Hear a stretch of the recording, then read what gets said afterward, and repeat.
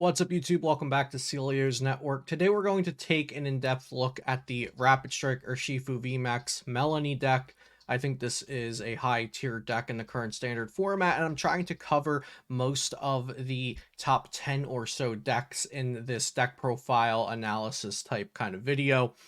So we'll talk about the cards, why they're in the deck, how the deck works, some of the important matchups, and things to consider when building or playing this deck. So before we get into that, shout out to PotownStore.com, the best place to get PTCGO codes, and also CardTrooperGames.com, where you can find physical Pokemon TCG products. Use code CELIO for 5% off at both of those sites. You can find all of my standard format deck lists at PokemonCard.io, and I'm also on the Beast Coast Pokemon Collaborative channel over at Beast Coast Pokemon on YouTube. So you can find all the links for all of that in the description down below, and also be sure to subscribe to this channel, leave a like and a comment to help the video.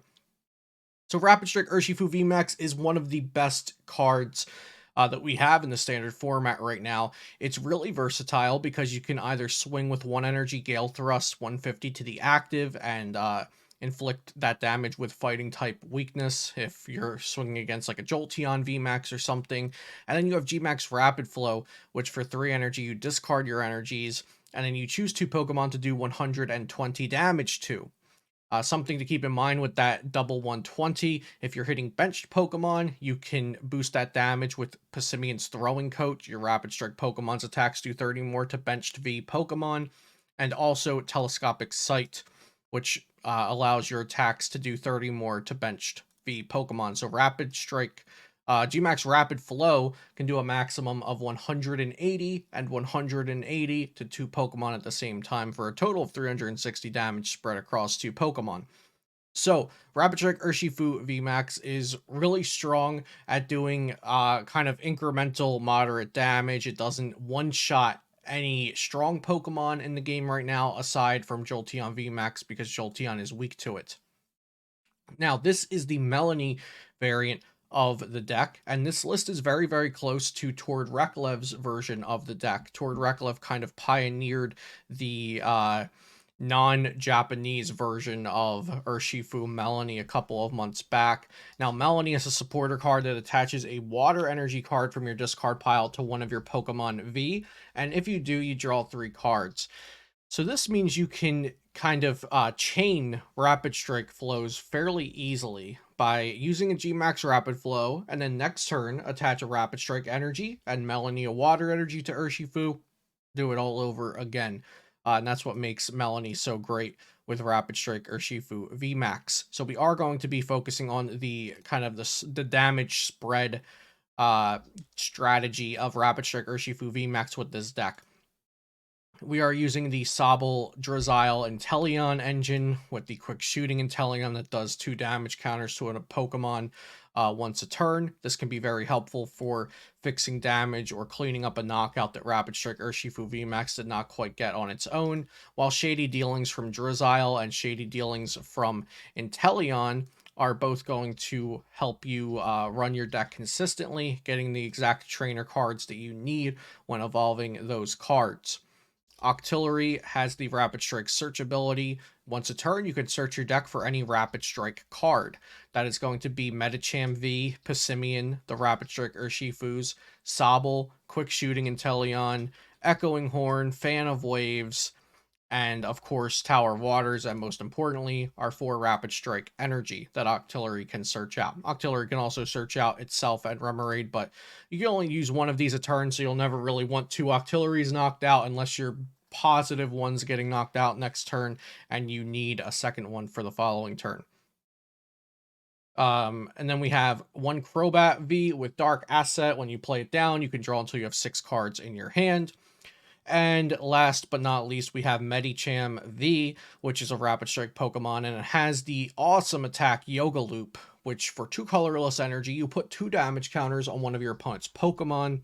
And if your opponent's Pokemon is knocked out by this attack, you take another turn after this one. And you can't use Yoga Loop 2 turns in a row, but you should always be considering this 2 damage counters Yoga Loop when you're looking at your opponent's board and when you're setting up damage, because if you can ever pull off that Yoga Loop to get an extra turn, that can be the difference between winning or losing the game. A couple of important trainer cards outside of Melony. We have this one Echoing Horn. Put a basic Pokemon from your opponent's discard onto their bench. So you can put a weak Pokemon onto their bench and then knock it out with Rapid Flow. And then Fan of Waves puts a special energy attached to one of your opponent's Pokemon on the bottom of their deck. I believe Toward Reklev's last version of this list that I saw had 2 Echoing Horn and 0 Fan of Waves.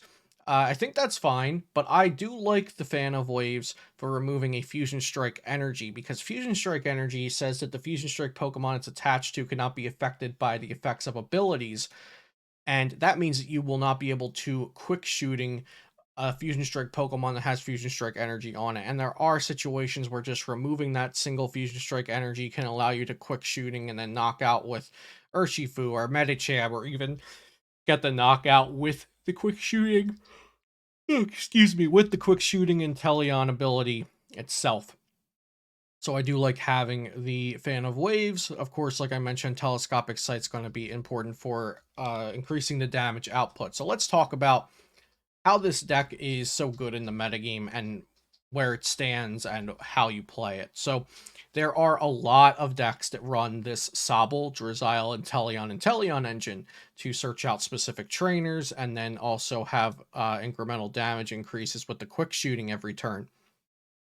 Because of that, decks will be putting down, a Sobble and a Sobble, and then evolving Drizzile, and eventually getting their Inteleons. And if you can stop that in its tracks by just rapid flowing double Sobble or double Drizzile, your opponent might just brick from there. They might just not be able to do much if you can take out all of their support. If all of their support are Sobble and Drizziles, even if they have 3 Drizziles out and you take out 2 out of 3, or if they have 3 Sobbles and you take out 2 out of 3, and then finish up the other one next turn, it can be really devastating to a number of decks.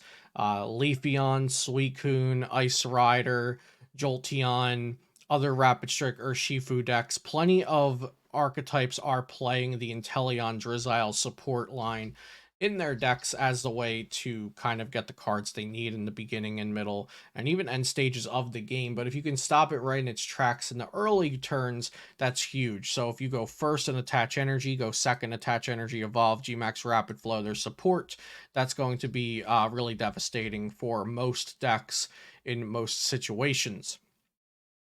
Uh, Urshifu also has the added bonus of being fighting type, which means Gale Thrust is going to one-shot Jolteon VMAXs. So Jolteon VMAX is typically a very good matchup for Rapid Strike Urshifu VMAX, so that's kind of a freebie. And then, of course, any matchups where you're able to just get that rapid flow off ASAP, you're going to typically be in a good position. Now, of course, one of the hardest matchups is going to be Mew VMAX, but I do think this is quite a winnable matchup for Rapid Strike Urshifu Melony. I do think it's on the favored side of Mew, but it is still very winnable for Urshifu VMAX. The way we are going to win against Mew is by using Rapid Flow to make the most value out of the damage we're placing each turn, make the most value out of each turn's attacks.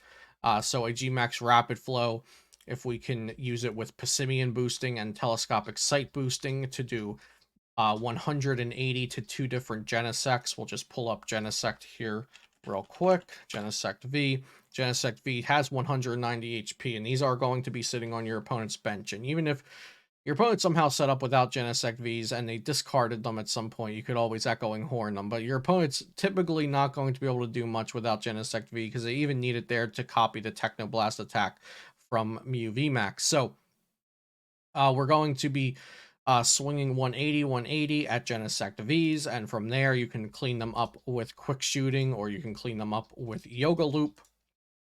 Also, note that Mew V doesn't even need a Quick Shooting or Yoga Loop. If there's a Mew V on the bench, or if you Echoing Horn a Mew V to the bench, you can knock that out with just your Rapid Flow plus Telescopic Sight plus Passimian without the added Quick Shooting or without Yoga Looping next turn.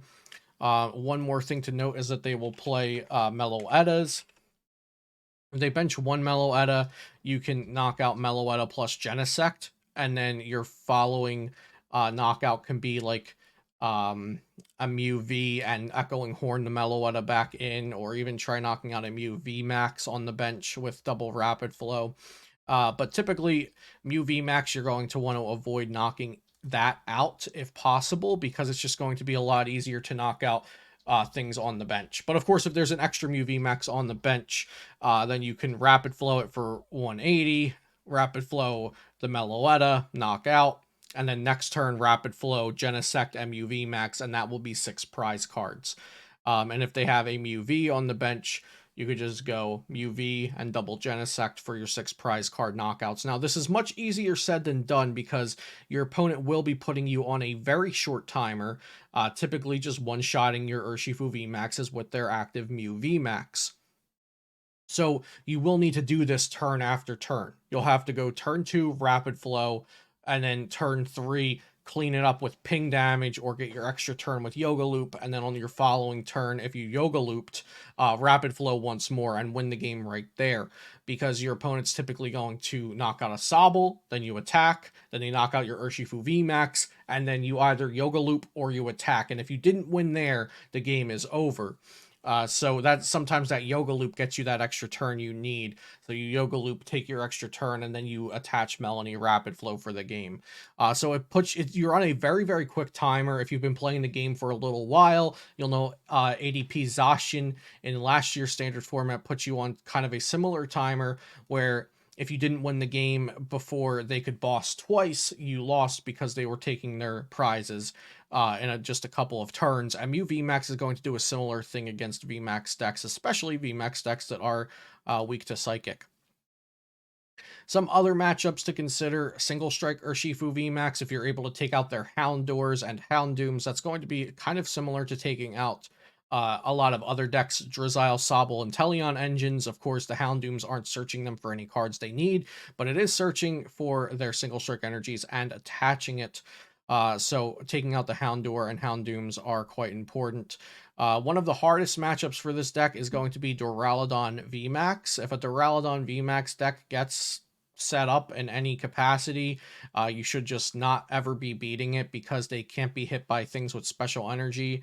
And then Zacian Zamazenta can also be a hard matchup for this deck. But outside of Duraludon and Zacian Zam, I don't believe there's any deck in the top echelon of decks that I would consider unwinnable.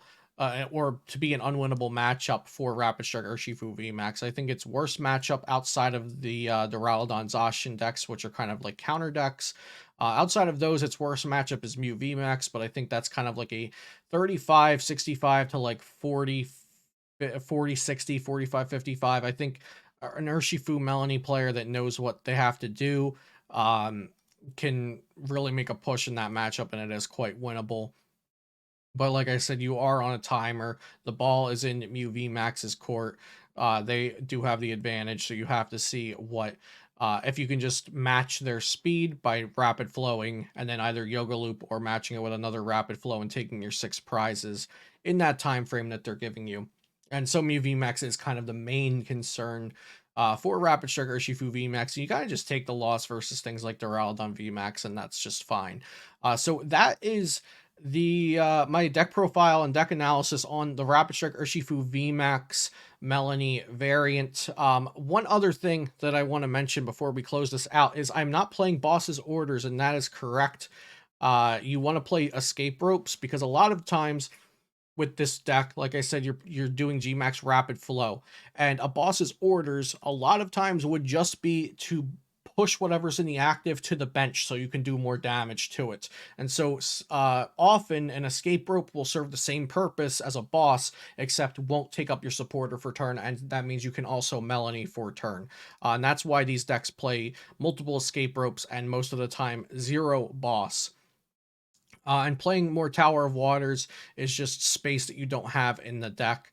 You don't need to switch because you're just assuming against Mew VMAX your Urshifu is getting knocked out every turn. And there's really not much you need to switch out of. You have Scoop Up Net, you have Double Rope, you have Tower of Waters. If you're not getting knocked out, your Urshifu is still in the active.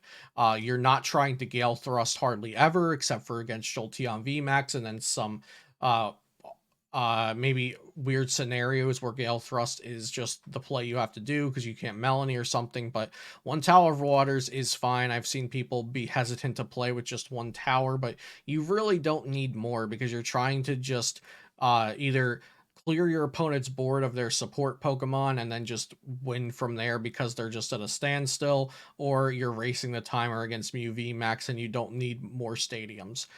So that will be my closing note on this deck. And if you have any questions about things for this deck that I did not touch on, please leave it in the comments down below and I'll try to help you out if there's something I was missing in this deck profile. But with that out of the way, thank you so much for watching this video, and be sure to subscribe to the channel for daily Pokemon TCG content. All of my links will be in the description down below, and I'll see you next time here on Celio's Network.